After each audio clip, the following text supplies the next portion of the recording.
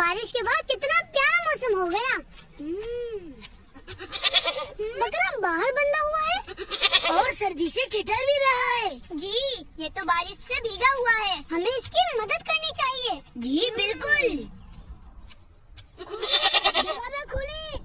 ये तो खड़ा भी पानी में ही है। ये तो दरवाजा भी नहीं खोल रहे। मैं ऐसा करता हूँ कि ये ईंट यहाँ से उठा देता हूँ ताकि इसके नीचे से पानी निकल जाए। लेकिन इस तरह तो आपके हाथ पे जर्म्स लग जाएंगे। मैं life boy superfast hand wash से हाथ धो लूंगा, जो 10 सेकंड्स में जरासीम का खात्मा कर देता है। जी, ये बात तो है। आप ईंट हटाएं, मैं बाबा से ब्लैंकेट लेकर आता हूँ। ठीक है। माशाअल्लाह, ये तो आपने बहुत अच्छा किया।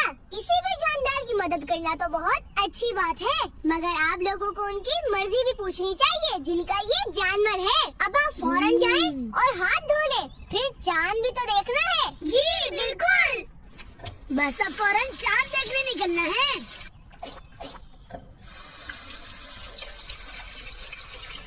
Life boy superfast hand wash, जो 10 सेकंड्स में जरासीम का खात्मा कर दे।